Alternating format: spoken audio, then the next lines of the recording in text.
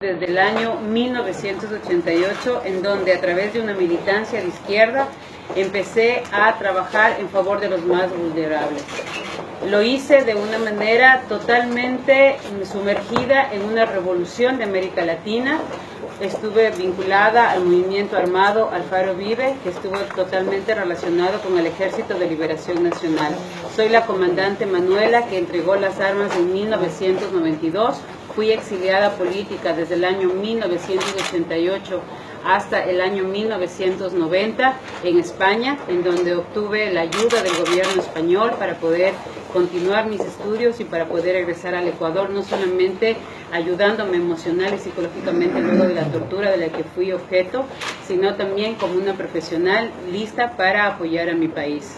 En el año 1990 regreso al Ecuador como asesora del ministro de Educación, y inmersa en el proceso de educación empezamos una gran campaña para ir generando a nivel educativo y a nivel de salud una gran revolución de izquierda. Empezamos a meternos en el ámbito educativo, en el ámbito cultural y en el ámbito político, liderando diferentes procesos entre los cuales estaba fundamentalmente destinado a generar una discriminación hacia el varón, empoderamiento de la mujer, pero también una salida de la iglesia dentro de los procesos, tanto sociales como educativos. Esa fue nuestra meta como grupos de izquierda. Nos tomamos las escuelas, nos tomamos los colegios, nos tomamos las organizaciones civiles, nos tomamos los sindicatos, pero además generamos procesos en donde la división de clases fue nuestra lucha fundamental. Hombres contra mujeres, niños contra adultos.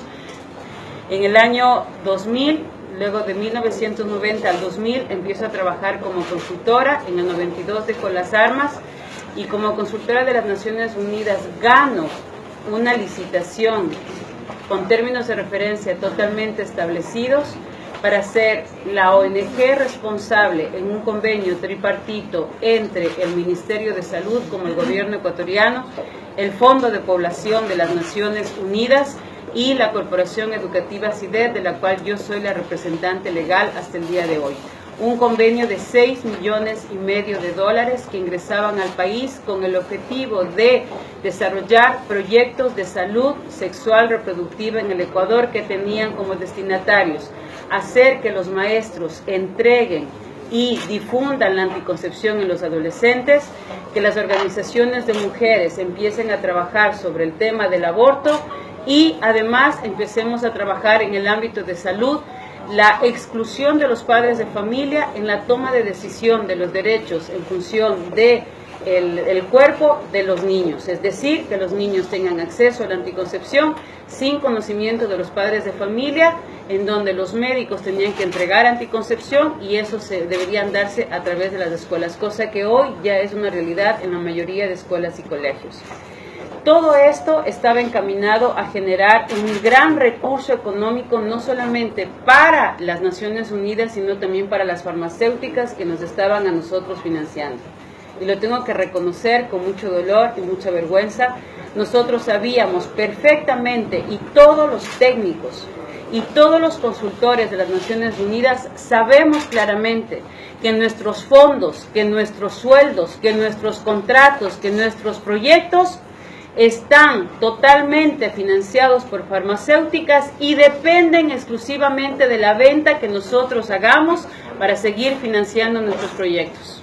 Un ejemplo clarísimo de eso es que de un proyecto de $6,5 millones de dólares en 4 años, logró el éxito de recaudar, y hasta el día de hoy ustedes lo pueden encontrar en cualquier informe de las Naciones Unidas, Ecuador vende un promedio de $1,5 millones de dólares mensuales en anticonceptivos. Por eso es un negocio la implementación de las políticas de salud sexual reproductiva en todos los procesos y en todos los estamentos. Ustedes dirán, ¿y qué fue lo que hizo que nosotros nos demos para atrás? En el año 2004 nosotros somos técnicos, nosotros evaluamos proyectos, nosotros sistematizamos proyectos.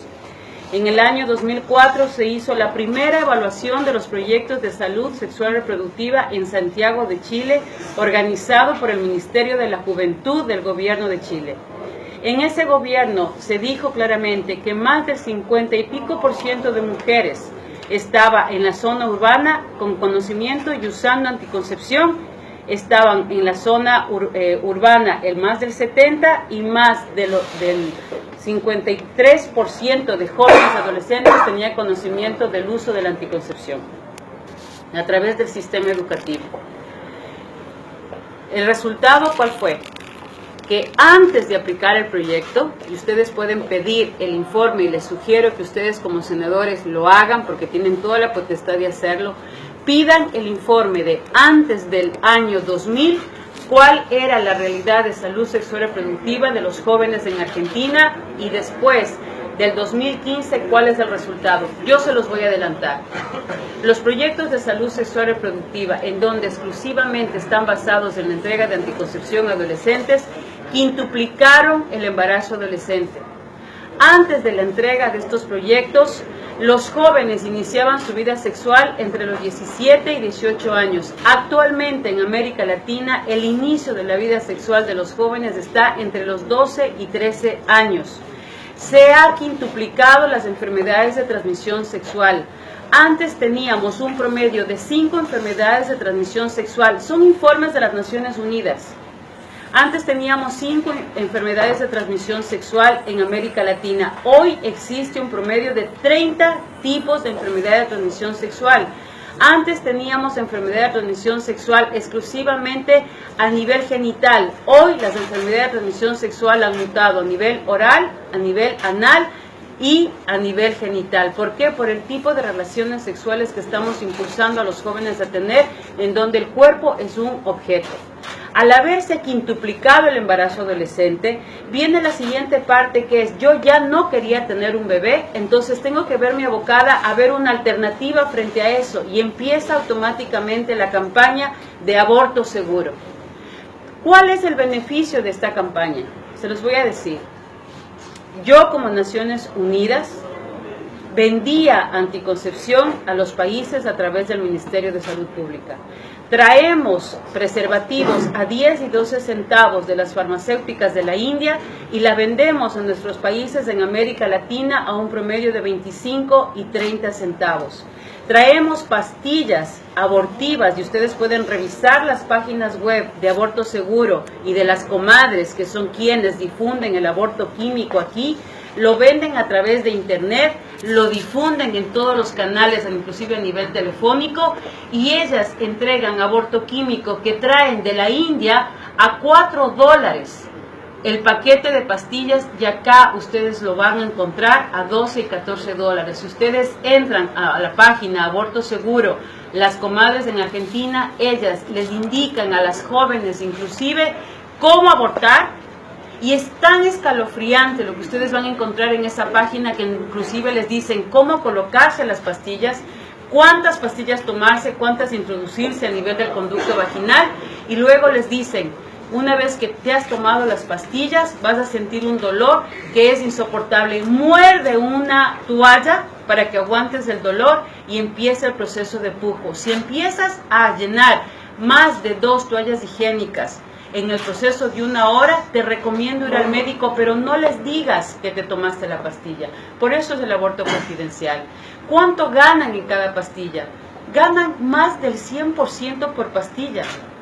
Entonces, ese paquete que están en este momento vendiendo de manera clandestina, lo van a pasar a vender de manera legal. Es un negocio al 100%.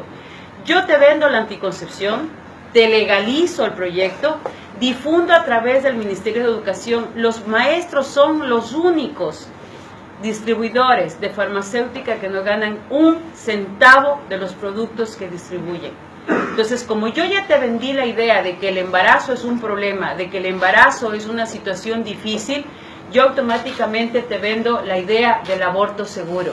Capacito a los médicos. ¿Saben quiénes capacitan los médicos para realizar aborto seguro en América Latina? El Fondo de Población de las Naciones Unidas. ¿Saben quiénes van a recibir capacitaciones sobre cómo manejar leyes en el aborto seguro? Averigüen quiénes han sido los diputados, los senadores que han recibido capacitaciones de las Naciones Unidas, en donde yo hacía eso.